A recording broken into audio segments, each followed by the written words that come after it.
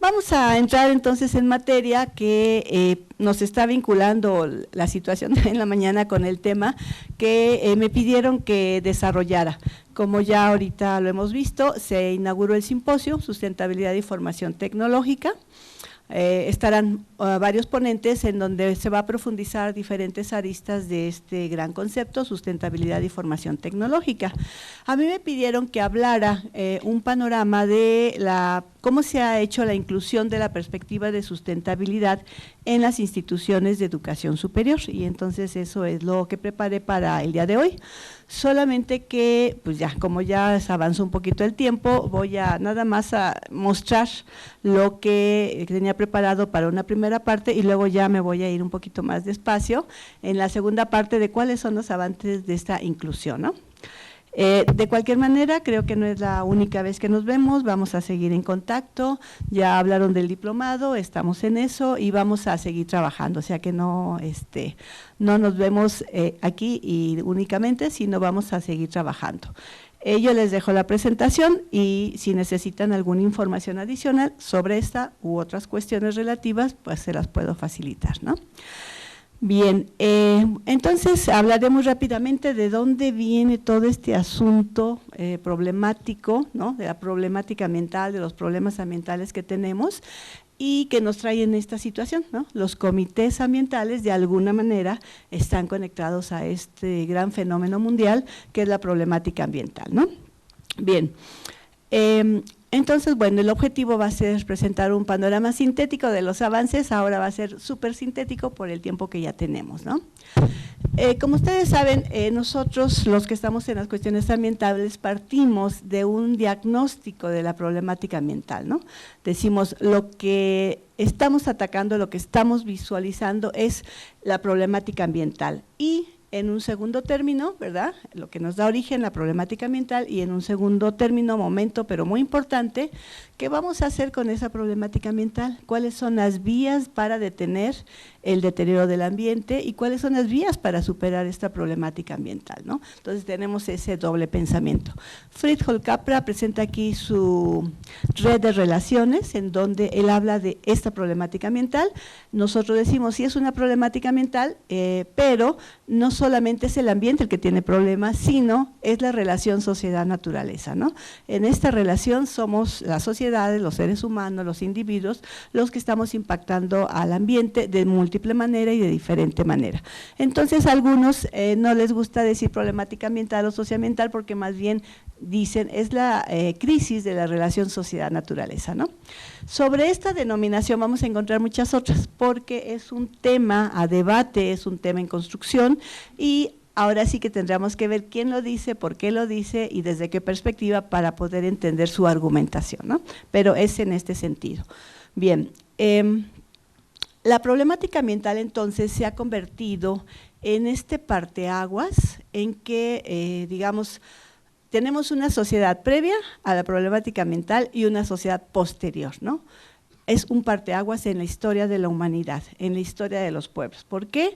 Porque ha puesto en serio peligro la existencia de los seres humanos por todos los problemas que están asociados a las cuestiones ambientales. No más lejos, decíamos algún tiempo, ¿verdad?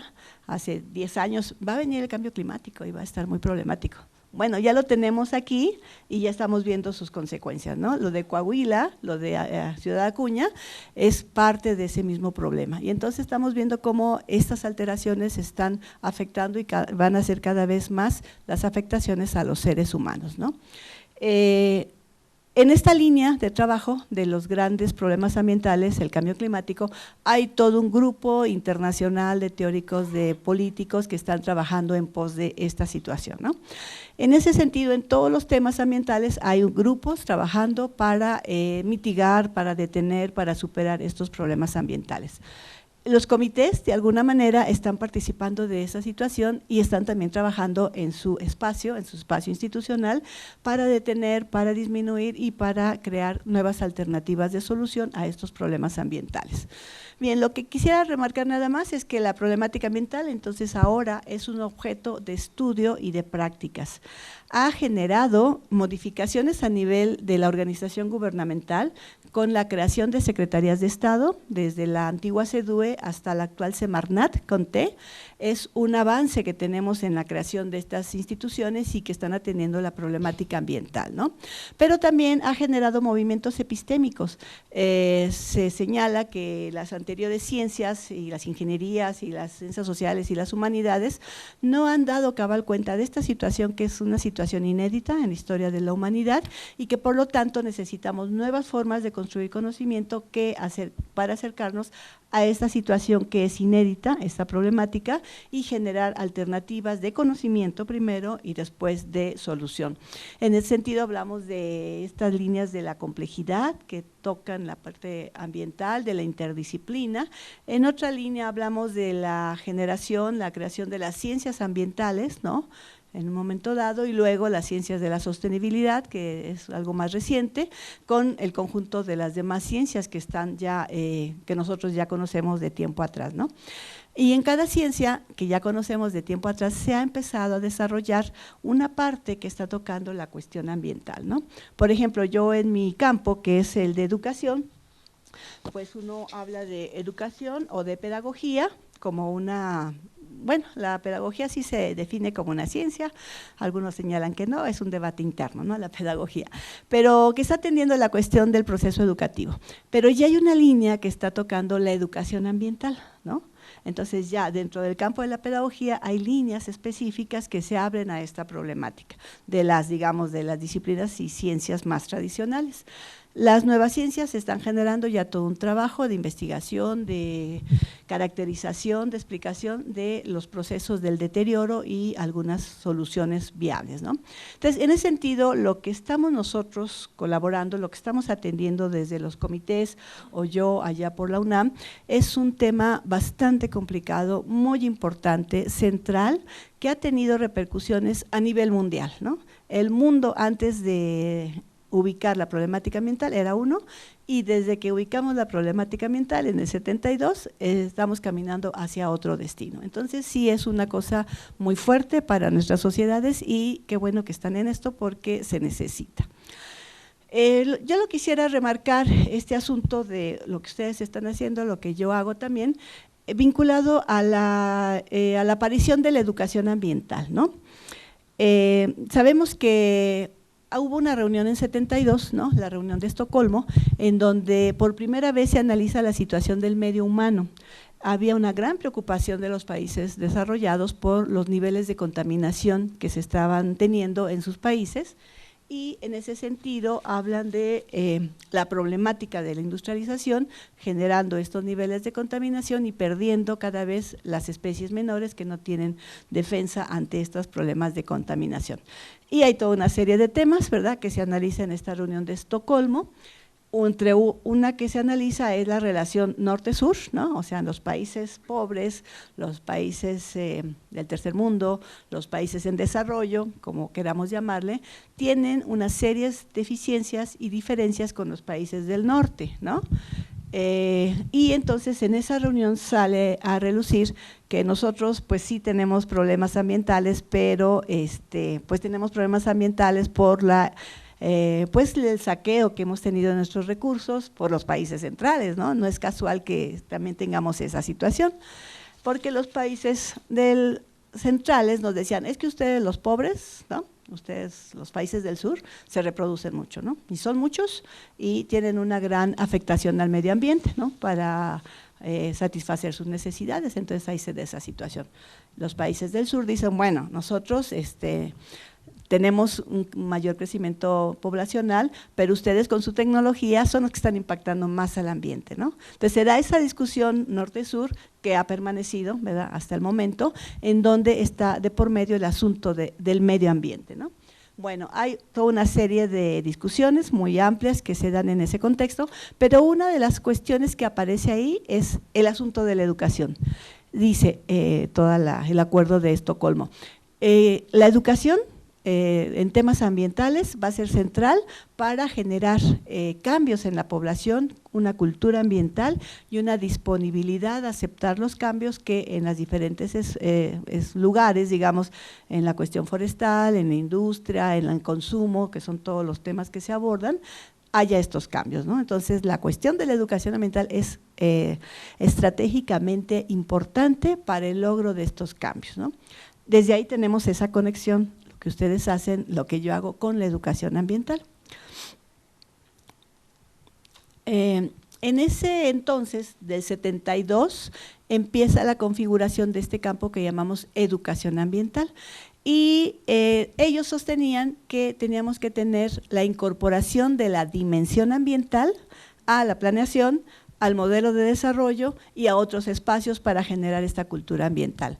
Es desde ahí, desde este discurso, que nosotros lo ubicamos como Tbilisi, porque empieza en 72 y se consolida las grandes orientaciones de la educación ambiental en 77 con la reunión de Tbilisi. Y es ahí donde ubicamos que habla de la incorporación de la dimensión ambiental en la educación formal, ¿no? Y entonces nosotros decimos, ¿cómo incorporación de la dimensión ambiental? Sí, hay que incorporar que nosotros ubicamos aquí, todo lo que ha sido la historia vinculada con la cultura, o sea, los seres humanos y el ambiente. Esta interrelación naturaleza, cultura, ambiente es lo que le da la dimensión ambiental para empezar a ver todos estos problemas del deterioro ambiental, ¿no? Entonces, desde ahí tenemos esta idea fuerza que nosotros mencionamos de incluir la dimensión ambiental en la cuestión de la educación formal, desde preescolar hasta educación superior, en donde en planes y programas, en la formación de maestros, en la formación de directivos, en las prácticas cotidianas de la escuela, en la investigación, o sea, en todos los niveles de la educación tendría que estar incorporada la perspectiva ambiental. Bien, en este caso no solamente se circunscribe a la educación formal, sino nos habla de que hay que incorporarla en la educación no formal, la educación informal y en todos los procesos sociales, ¿no? En la producción, en el consumo, en todos los procesos sociales. Este discurso de la educación ambiental es vigente hasta hasta finales de los 80, ¿no? Que empieza una reconceptualización, una crítica a esta idea de una dimensión. Dijeron, ¿cómo una dimensión? No, hay que tener un planteamiento integral, completo. No vamos a incorporar una parte en las medidas de planeación del desarrollo cuando todas las demás son antisustentables, ¿no?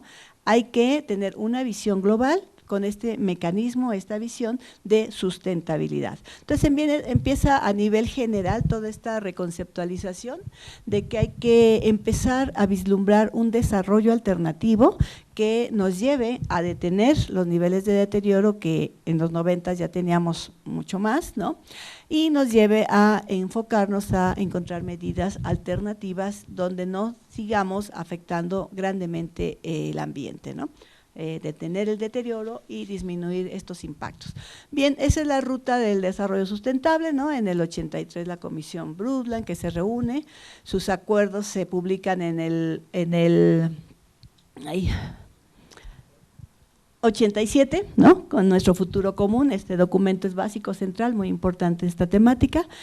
Llegamos a 92 con la Cumbre de la Tierra, donde se hace la primera reunión que fue muy llamativa, movilizó muchas conciencias y mucha gente a nivel mundial, en donde en la Cumbre de la Tierra se acuerda de manera formal tener el desarrollo sustentable como perspectiva de desarrollo mundial. Y en ese sentido, esta agenda, esto de nuestro futuro común se discute y se concreta en la Agenda 21, ¿no? La Agenda 21 es la que ha marcado la pauta de qué tenemos que hacer, qué tenemos que trabajar para tener este desarrollo, un desarrollo alternativo, un desarrollo sustentable con esta visión de largo plazo. Esto fue en el 92, se hace un diagnóstico de la situación medioambiental en el mundo, es una situación crítica, ¿no? Los problemas locales, ¿no? De cada sociedad, de cada comunidad estaban creciendo, pero mucho más los problemas globales, ¿no? La pérdida de biodiversidad, el cambio climático, la cuestión del ozono, estaban creciendo los problemas, ¿no? Bueno, pero del 92 que tuvimos esta agenda como un acuerdo mundial en la Organización de las Naciones Unidas, en donde todos los países participantes se comprometen a seguir lo que la Agenda 21 establece y hacer una Agenda 21 nacional para llevar a cabo lo que ahí está, ¿no? Bueno, se hace una reunión en el 2000, en 1997 y se le conoce como Río +5, luego en el 2002 se le conoce como Río +10 y luego en el 2012 Río +20, ¿no? En cada una hay la revisión de la Agenda 21, cómo vamos, qué avances tenemos y qué está pasando. Bueno, tenemos la situación de que los niveles de deterioro están creciendo. O sea, con todo el movimiento mundial no hemos logrado detener los niveles de deterioro. Tenemos más idea, tenemos más conocimiento, más organización, alternativas locales, pero los niveles están altos, digamos, no tenemos esta idea de se ha detenido, ¿no? Sino se siguen creciendo los niveles de deterioro y con la amenaza y la presencia cada vez más fuerte de los efectos del cambio climático. En este sentido, decimos que es necesario, urgente, una acción educativa, así como la acción de la industria, la acción de las fábricas, la acción del consumo, para atender el asunto del deterioro ambiental, nosotros desde el punto de vista educativo. Pero lo que pasa con esto es que en esta discusión se llega a varias digamos, formas de entender la sustentabilidad, una sustentabilidad conservacionista, ¿verdad? No hay que tocar al medio ambiente, hay que preservarlo, algunos señalan que hay que usarlo mínimamente, una visión más de corte social, tienen perspectivas sociológicas, marxistas, del ecodesarrollo, y ellos también hablan de un concepto de sustentabilidad, y otro concepto que nos habla del desarrollo sustentable como tal, ¿no? Que es la propuesta que se hace en la Organización de las Naciones Unidas, en donde se buscan modificaciones técnicas, niveles de eficiencia, modificaciones de valores, de prácticas, cuestiones de conducta y lograr el desarrollo sustentable, ¿no? Esta última visión es la que más se ha tomado, más se está trabajando, pero también tenemos otras visiones. Ahí les anoto la bibliografía por si alguien quisiera profundizar. Bueno, con todo esto se tiene digamos, la implicación a la educación ambiental como tal, derivada de Tbilisi del 77, se habla de que entonces ya la educación ambiental tenemos que superar esta visión de la incorporación de una perspectiva, ¿no? Una parte, una dimensión, y tendríamos que tener un planteamiento mucho más integral, más completo. Entonces se acuerda, ¿verdad?, en todos estos años, que ya no vamos a decir educación ambiental, sino educación para el desarrollo a nivel mundial sostenible. Nosotros en México hablamos de sustentable, que es más o menos equivalente, y decimos que vamos a cambiar de educación ambiental a la educación para el desarrollo sostenible. ¿Por qué? Porque tiene un planteamiento integral, completo, en donde involucra una serie de factores y no solamente se queda con una parte, que es la dimensión.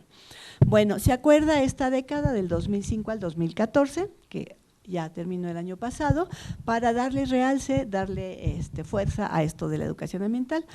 Aquí señalan que la educación ambiental, digamos, se queda en reserva y pasamos a la educación para el desarrollo sostenible. Con esta idea de una visión de largo plazo, un cambio integral, un cambio de modelo de desarrollo y que la educación tendría que acompañar, de acuerdo a lo que es el informe de Lors, una serie de elementos, de niveles de valores, de niveles de conducta para lograr estos cambios que necesitamos de manera profunda. Esto fue en 2005-2014, es el transcurso del decenio, pero el decenio se acuerda en el 2002, ¿no?, en donde se da la reunión de Johannesburgo, se dice una década de la educación para el desarrollo sostenible, y entonces de 2005 a 2014, entonces eso es lo que viene desarrollándose de la educación ambiental. Pero en el Inter, ¿no?, está esta reunión de Taluar, que algunos señalan, o de Taylores, como también se conoce, en donde las universidades y las instituciones de educación superior se empiezan a reunir, se empiezan a discutir entre ellas. Bueno, está toda esta cuestión ambiental que vamos a hacer las instituciones de educación superior, y cómo podríamos entender el asunto de la sustentabilidad, ¿no? Entonces, establecen esta relación con la sustentabilidad desde estas reuniones de rectores, que es muy importante en la medida que son las cabezas de las instituciones para impulsar medidas y cambios al interior de sus propias instituciones. Desde ahí empezamos nosotros a ver este movimiento de las universidades, ¿no? Hay muchas otras, pero bueno, no las hemos consignado en este momento. Una persona que estuvo en esta reunión en Francia, en el 1990, era una persona de la UNAM, y cuando regresa a México, al siguiente año, en el 91, con el rectorado del doctor José Sarucán, aparece el primer programa ambiental universitario, que es el PUMA, Programa Ambiental de la UNAM, ¿no? Programa Ambiental Universitario. Es el primer programa que nosotros conocemos como programas ambientales. Aquí en el Politécnico estaba el programa ambiental, ¿no? Que también es algo equivalente. El primero que tenemos identificado es en el 91 y por, digamos, influencias de asistir a la reunión en Francia, empezamos aquí con este asunto de los planes y programas ambientales, ¿no?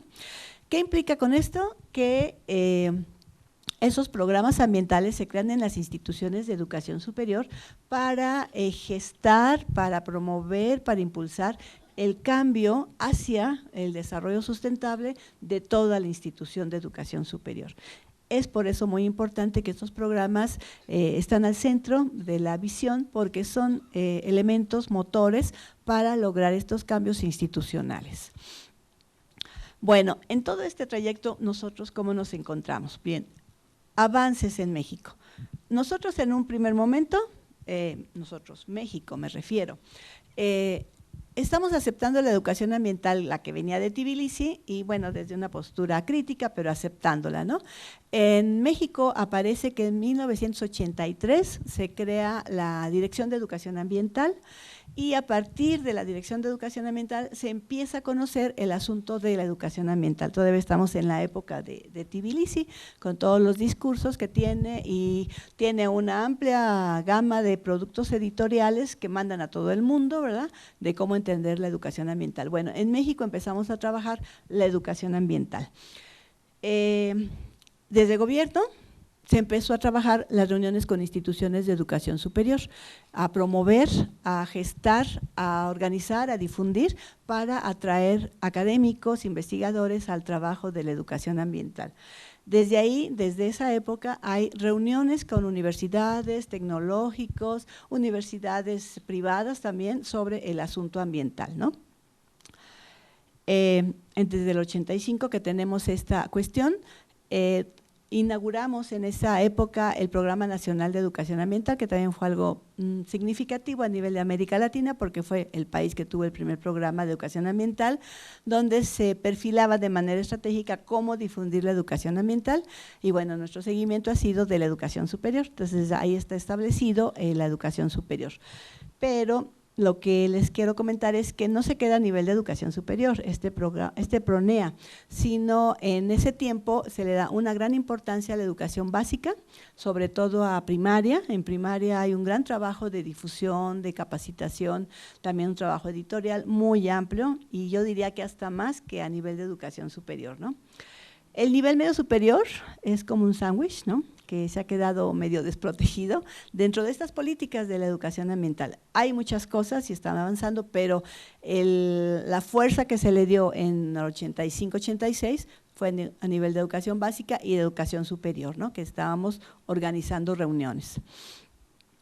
Esto nada más para marcar muchas reuniones que hemos tenido, encuentros, evaluaciones, congresos, orientaciones, y tenemos en ese sentido un conocimiento del asunto de la educación ambiental, ¿no? Tengo yo consignado hasta el 2011, pero 2013 hasta ahora tenemos reuniones muy importantes como la de los comités, que tendrían que estar ahí también, ¿verdad?, porque de alguna manera se genera conocimiento sobre cómo hacer el asunto de la ambientalización de las propias instituciones, ¿no? En ese inter vamos a encontrar la discusión sobre educación para el desarrollo sustentable. En México hay un rechazo a la UNESCO, ¿verdad?, para dejar la educación ambiental, como la UNESCO dijo, dejen la educación ambiental porque esa está muy encajonada en la escuela y vamos a la educación para el desarrollo sustentable, ¿no? Entonces, en México se niega a dejar la educación ambiental porque los que empezaron desde el 83, 85, dice, tenemos 20 años trabajando este capital cultural social que no es tan fácil lograr, para que de un plumazo diga, ya no se llama así, ahora se llama de otra manera, ¿no? Entonces, más bien hay una crítica a la UNESCO por querer imponer orientaciones y perspectivas que no se consensan a nivel nacional. Aquí lo que se hace es una negociación, digamos, y nosotros acordamos seguir nombrando este campo educación ambiental para la sustentabilidad, ¿no? O sea, no dejamos la denominación de educación ambiental y nos adscribimos a la sustentabilidad en sus diferentes perspectivas teóricas para estar de alguna manera en concordancia pues con el trabajo mundial que se viene haciendo. Pero en México tenemos esa denominación que nosotros la podemos encontrar en la Estrategia Nacional de Educación Ambiental para la Sustentabilidad. Avances, ¿qué avances tenemos? No les relato todas las reuniones. Este punto, la institucionalización de la perspectiva de sustentabilidad en las instituciones de educación superior.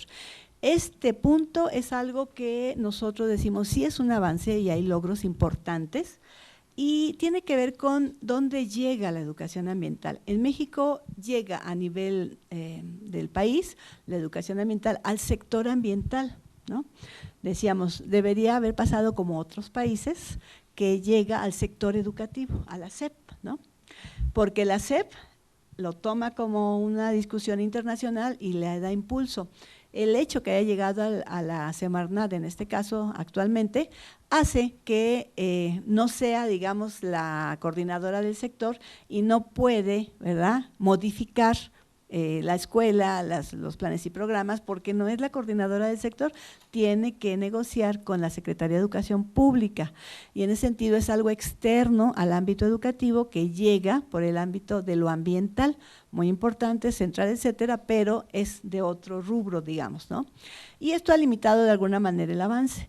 Por lo que nosotros decimos que las cuestiones de educación ambiental tienen que institucionalizarse, llegar al sector educativo en su parte, digamos, normativa, pero llegar a las instituciones de educación superior en donde esté presente de manera transversal, esté presente en los procesos básicos de docencia, investigación, extensión, en los planes y programas de estudio, en la educación continua, en la investigación, en la realización de encuentros, etcétera, o sea, en todo el proceso, ¿no? Ya el director mencionaba que el Politécnico es una institución líder en esta situación porque está logrando esta transversalidad de la sustentabilidad en diferentes maneras y en diferentes sectores, ¿no? Nosotros le decimos a las instituciones de educación superior, hay que lograr esta institucionalización para que venga otra persona y nos cambie y entonces el trabajo que estamos haciendo no se pierda, ¿no? Si lo hacemos de manera institucional, que quede reconocido, que quede normado, que quede visualizado, entonces va a ser más difícil que nos quiten, digamos, los avances que tenemos. En este sentido, son un poco lo que mencionaba el compañero, los avances que tenemos. Logramos en el 2000 que en la NUYES, en el seno de la NUYES, que acoge a todas las instituciones de educación superior que están inscritas ahí, se firmara el Plan de Acción para el Desarrollo Sustentable en las instituciones de educación superior en el 2000, ¿no? Esto es de alguna manera un reconocimiento de la NUYES. Y en este documento, que fue una consulta a los rectores y después ya se circuló, ahí tenemos una serie de propuestas de cómo ambientalizar las instituciones de educación superior en todas las actividades fundamentales, docencia, investigación, extensión y como conjunto de instituciones de educación, como conjunto del subsector, ¿no? Y entonces este plan de acción nos parece un avance en la medida que la NUYES que lo estuvo refrendando, circulando y apoyando en un momento dado, ¿no? Bien, pero también otro nivel de institucionalización que creemos se ha logrado en el país es esto que les llamamos los planes ambientales institucionales. Podríamos decir que el plan ambiental o la coordinación politécnica sería parte de ese conjunto de planes ambientales institucionales, ¿no? Este es un proceso que, como les decía, Desde el 91 empezó en la UNAM a crearse el programa El Puma de la UNAM, como un programa transversal, un programa que acoge a toda la institución, no es una licenciatura, no es una maestría, no es un curso, sino es un programa transversal. El primero fue en el 91 en la UNAM. Nosotros hicimos aquí el recuento en el 2013 y había 70 planes ambientales. Esto quiere decir que ya 70 instituciones de educación superior ya cuentan con su plan ambiental. Claro, tendríamos que después ver qué hacen, ¿verdad? Qué han logrado, si tienen impulso, tienen acciones en su institución, que es otro nivel de análisis, pero el que tengamos ya 70 instituciones en este proceso nos parece pues un avance, ¿no? En esta situación hay unas instituciones que por su lado han desarrollado su plan ambiental, ¿no? Así como vieron que la UNAM empezó la Universidad Autónoma de Baja California, la de San Luis Potosí, la de Guanajuato, la de Guadalajara, a hacer su plan ambiental, ¿no? Nosotros estuvimos trabajando con la NUYES del 2002 al 2006, con las instituciones ahí asociadas, para que desarrollaran su plan ambiental. De ese proceso que duró 2002-2006, porque se nos acabó el sexenio, ¿verdad? Ya no podíamos seguir, logramos 50 planes ambientales, ya reconocidos, autorizados, aprobados por sus rectores o por sus directores, en el caso de tecnológicos, y esto nos pareció muy importante, ¿no? Hay una publicación que está en internet sobre estos planes ambientales y nos parece que es un avance porque ya tenemos gente que está dentro de las instituciones pensando cómo ambientalizamos la institución en su conjunto, ¿no? Tenemos responsables, tenemos gente con capacidades, gente que investiga y promueve y facilita, ¿no? Esto es el avance. Por otro lado, las instituciones que se fueron creando sus planes ambientales de manera independiente lograron este consorcio, ¿no? Consorcio Mexicano de Programas Ambientales Universitarios para el Desarrollo Sustentable. Hay 17 instituciones asociadas ahí, que es el Complexus, tal vez lo han escuchado, tiene su página para que ustedes lo puedan conocer. Y de manera reciente tratamos de lograr con los 50 instituciones que veníamos trabajando otra organización nacional, ¿no? Y le llamamos Red Nacional de Coordinaciones de Planes Ambientales Institucionales. Esto fue en el 2011, está Gaby, ¿no? Participando del Politécnico, creando una red nacional más amplia para tener ese mayor impacto. Si nosotros vemos acá son 50 y los otros son 17, sumamos 67 más otros que estén solitos, 70. Pero tendríamos como casi 2.500 o 3.000 instituciones de educación superior, ¿no? En esa relación, pues es mínimo, ¿no? Lo que hemos logrado, porque 3.000 o más o menos instituciones es mínimo ese número. Pero si vemos cuáles son las instituciones públicas más importantes, estatales, y entonces su capacidad es mucho mayor. Entonces ahí se puede jugar con los números, pero creemos que nos falta todavía bastante, pero el tener ya un grupo de 100 personas, pues nos ayuda a trabajar en conjunto para pensar más acciones a lograr. Tenemos también avances en el sentido de publicaciones. Cada vez más hay una emisión de publicaciones de lo que se hace en las instituciones, lo que se ha logrado, o publicaciones de corte político. Ahí está la Estrategia Nacional de Educación Ambiental, la que les decía, donde nosotros decimos en México que somos educación para el desarrollo sustentable, con todos los campos que se quiere desarrollar. Esto está en línea, lo pueden localizar, lo pueden bajar. Y también en este sentido, para mencionar que es muy importante las publicaciones, porque sí tenemos experiencias, pero muchas veces estas se quedan en el lugar y nadie las escribe, nadie las circula y no las llegamos a conocer. Ustedes que tienen esa gran posibilidad de lo que están haciendo, eso sería muy bueno documentar sus experiencias, ¿no? Otro rubro en donde tenemos fuerza también, pero digamos dispareja, no es en todo el sector de educación superior, esto que llamamos la formación ambiental para la sustentabilidad.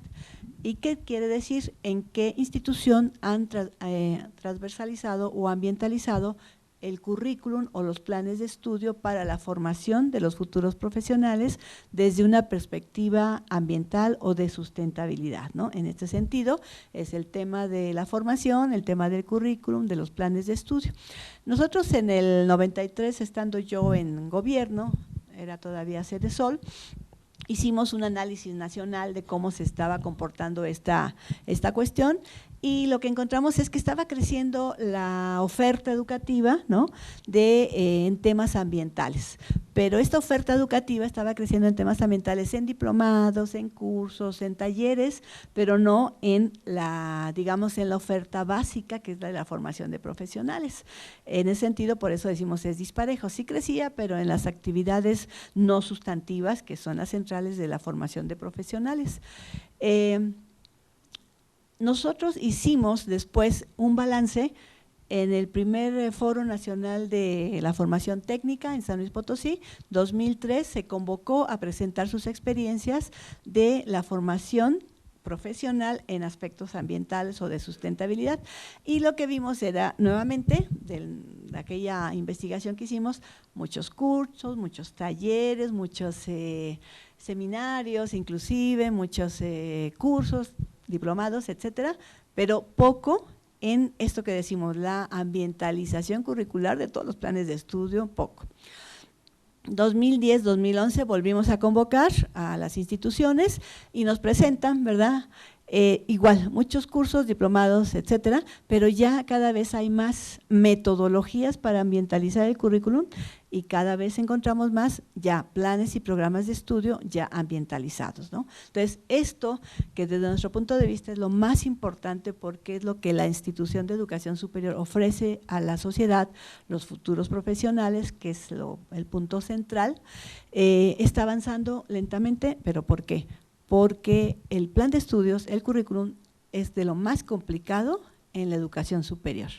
Es de la cosa más difícil de modificar, de transformar, porque está acotado, está trabajado, está cimentado en, digamos, ciencias, en conocimientos que vienen de tiempo atrás y que ahora nosotros decimos hay que ambientalizar, hay que incluir la perspectiva de sustentabilidad. Y esto no es tan fácil, ¿verdad? Tenemos que incluir la perspectiva de sustentabilidad acorde a la formación específica. No va a ser lo mismo para un pedagogo, ¿no?, que los que venimos de pedagogía de la UNAM, a un ingeniero electricista, un ingeniero mecánico, en ciencias sociales, o sea, cada área específica tiene su nivel de aproximación con la problemática ambiental y con la ambientalización de su currículum. Entonces, es de los temas, a mí me parece de los más apasionantes, pero al mismo tiempo de los más complicaditos, ¿no? Por eso se da la salida por fuera, ¿no? Cursos de actualización, diplomados, pero el centro, que es la formación profesional, es la que poco a poco está respondiendo, ¿no? No tan rápido como quisiéramos, pero ahí va respondiendo. Esperemos que aquí tengamos mejores resultados, ¿verdad? Bueno, lo que sí tenemos muchísimo es difusión y eventos. Eso sí, tenemos un montón de eventos y de difusión en todas las instituciones. Casi, aquí podría decir, en la UNAM decimos, ay, me gustaría un año sabático para ir a todos los eventos, ¿no? Porque no tenemos tiempo de ir. Y entonces un año para cubrir todo, porque es inmenso lo que se ofrece en las instituciones, que es una fortaleza también, ¿no? Tenemos también un avance en lo que se conocía como desempeño ambiental de las IES, las instituciones de educación superior, y que luego cambia su nombre a la gestión ambiental, que de alguna manera aquí también ya se está haciendo, el uso racional del agua, tienen lo de la composta, manejo de residuos, ¿no? Algunas instituciones están también abordando el transporte sustentable de su comunidad educativa, o sea, todo lo que son los impactos directos de su operación cotidiana de las instituciones, esta gestión ambiental. Sí, hay mucho avance en las instituciones de educación superior. Aquí mismo tenemos ese avance muy fuerte, ustedes como comités lo saben muy bien, y es donde más hemos podido avanzar. Esto es una fortaleza, ¿no? En donde tenemos avance, pero no como quisiéramos. En esta parte de política ambiental tenemos la Ley General del Equilibrio Ecológico, que no nos ayuda mucho porque ahí dice que hay que enseñar cursos de ecología, ¿no? Y ya sabemos que los cursos de ecología no nos da más información sobre la problemática ambiental ni nos hace pensar soluciones a esto, ¿no? Es una parte importante, pero no se resuelve todo. Y tenemos programas, tenemos firma de compromiso ambiental, tenemos los planes ambientales, tenemos todo eso, pero no tenemos una ley de educación ambiental. En México ha habido 2 intentos de crear una ley de educación ambiental para todo el sector educativo formal y fuera de la escuela, pero no la hemos podido consolidar, ¿no? Pensamos que con esta ley sería más accesible, más fácil, nos ayudaría a la institucionalización que requerimos y, digamos, se encuentran con los esfuerzos que estamos haciendo a nivel de los maestros, de los investigadores y nos fortalecería. Creo que sería una cuestión pendiente que tendríamos que trabajar, ¿no? Bien, ¿qué necesitamos en este campo de la educación ambiental? Bueno, pues hacer más propuestas, la creación, la innovación de propuestas. Ya Gaby les habló de este diplomado. Este diplomado me parece un asunto de innovación acotado al Instituto Politécnico Nacional y es la generación de propuestas lo que necesitamos, con una buena base teórica, una buena base educativa, pedagógica y bueno, ahorita a través de las TIC que se está trabajando, creo que eso es lo que necesitamos, más acciones, invitar a más gente, tener mejores propuestas para avanzar en esta ambientalización de todas las instituciones del nivel superior, ¿no?